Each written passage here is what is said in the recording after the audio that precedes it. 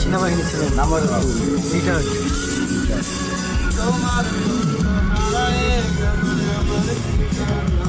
আমি ভাই মানসিক রোগী না ভাই, আমার ভাই অন্য কথা ভাই আনছে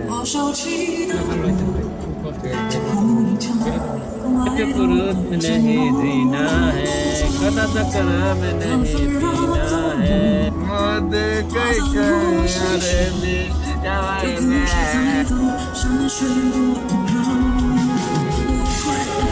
শিশু থেকে কিশোর, বৃদ্ধ থেকে একমাত্র বিশেষায়িত মানসিক হাসপাতাল পাবনা মানসিক হাসপাতাল। 1957 সালে মুক্তিযুদ্ধেরও আগে এই পাবনা মানসিক হাসপাতাল প্রতিষ্ঠিত হয়।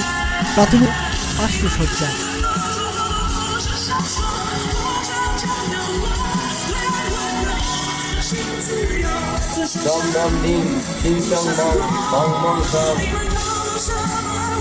জীবনের বিভিন্ন ধাপে ছোট্ট ভূমির আঘাত সহ্য করতে না পেরে এই মানুষগুলোর এখন ঠিকানা পাবনা মানসিক হাসপাতাল।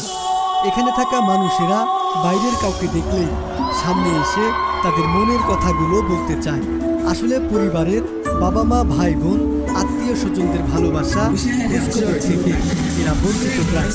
তাই বাইরের কাউকে দেখলে খাতায় বন্দি থাকা পাখির মতো তারা যেন বের হতে চায়, কিছু বলতে চায়। তাদের অভিযোগের শেষ নেই।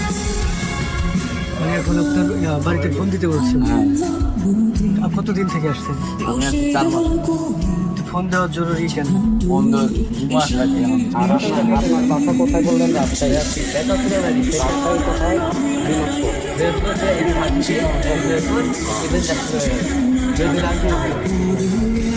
भाई पूरा टेन करी যোগাযোগ করে না। অনেকের স্বজনরা তাদের দেখতে আসে না, তাদের খোঁজ খবর নেয় না। অনেকেই সুস্থ হয়েছে কিন্তু স্বজনরা নিতে আসে না। কয়টা ফেল করছেন? দুইটা ফেল করে সত্যি আমার ফেল করতেই পারে। বড় ভাইয়ের শালি আছে, ভাইদের বিয়ে হয়েছে। তোমার জন্য হারায়ে গেল আমার ঠিকানা। না না না না না না না। কবে আসছেন এখানে আপনি? আমি আসছি 1 মাস 5 দিন। বাড়ি ভাই মদ কই করে বিষ্টাই না কোন কারণে ভালোবাসার স্থূলতা দেখে মনটা খারাপ হয়ে যায়। মনে হয় আমি অসুস্থ। আমি সুস্থ, ওই সুস্থ, এটা সুস্থ, এটা সুস্থ, ওটা সুস্থ, এটা সুস্থ না। অসুস্থ মানে আপনারাও জানেন কি সারাদিন বিড়ি খাইতে দিলে সারাদিনই খাইব। বিড়ি খাই বেশি সারাদিন 24 ঘন্টা। এইভাবে টান দেন।